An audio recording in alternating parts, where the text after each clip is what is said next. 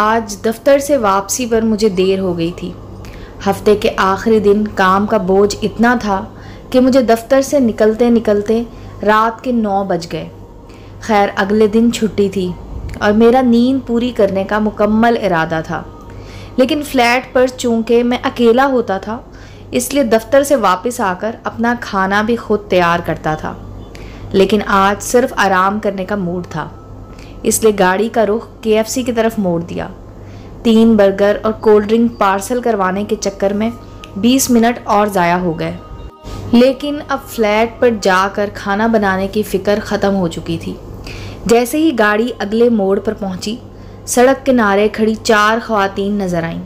میں نے کچھ سوچ کر گاڑی روک دی اور شیشہ نیچے کرنے تک وہ چاروں میرے قریب پہنچ گئیں اور جلدی جلدی رٹے رٹائے انداز میں اپنا اپنا ریٹ بتانے لگیں، جبکہ ایک خاتون خاموشی سے کھڑی رہی۔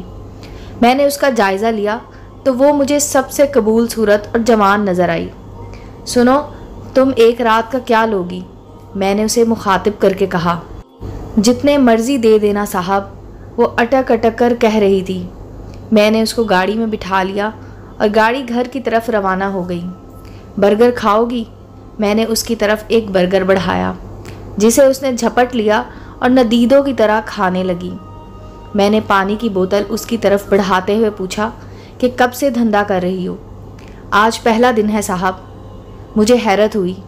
میں نے کہا، جھوٹ کیوں بول رہی ہو؟ کہنے لگی، صاحب جھوٹ بولوں تو ابھی مر جاؤں۔ مجھے اس کے اس انداز پر ہنسی آئی۔ اچھا یہ بتاؤ کہ شادی ہوئی ہے کہ نہیں؟ کہنے لگی کہ صاحب شادی ہوئی تھی، شوہر نشہ کرتا تھا، پھر ایک دن کچھ غلط سلط کھا آیا اور مر گیا۔ اچھا بتاؤ کہ تمہارے بچے کتنے ہیں؟ میں نے دلچسپی لیتے ہوئے کہا۔ میرا سوال سن کر اس کا کھاتا ہوا منہ ایک دم رک گیا۔ اچانک اس نے میرا بازو پکڑ لیا اور کہنے لگی کہ صاحب میری بات مانو گے؟ میں نے کہا، ہاں بولو۔ میرے سامنے ہاتھ جوڑ کر کہنے لگی کہ صاحب جو کرنا ہے یہاں گاڑی میں ہی کر لو، میرے بچے گھر میں بھوکے ہیں، اگر میں آج رات کھانا لے کر نہ گئی تو ان کا پتہ نہیں کیا بنے گا۔ اس کی بات سن کر میرا دل لرز گیا۔ میں نے چلتی ہوئی گاڑی کو بریک لگا دی اور اس کے گھر کا راستہ پوچھ کر گاڑی کا رخ اس طرف موڑ دیا۔ راستے میں ایک ہوٹل سے کھانا اور ایک سٹور سے مہینے بھر کا راشن پیک کروا کر اس خاتون کے حوالے کیا اور اس کو گھر چھوڑ کر واپس فلیٹ پر چلا آیا۔ اگلے دن دفتر سے چھٹی تھی۔ میں ایک خیراتی ادارے کے آفس چلا گیا۔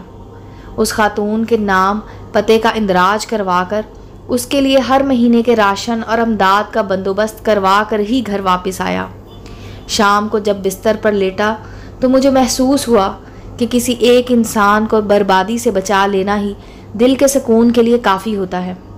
امید ہے دوستو سٹوری اچھی لگی ہوگی۔ چینل کو لائک اور سبسکرائب کریں اور بیل آئیکن کا بٹن دبانا مت بھولیں تاکہ ہر نئے آنے والی سٹوری کا نوٹیفیکیشن آپ تک پہنچ سکے۔ ملتے ہیں اگلی سٹوری کے ساتھ۔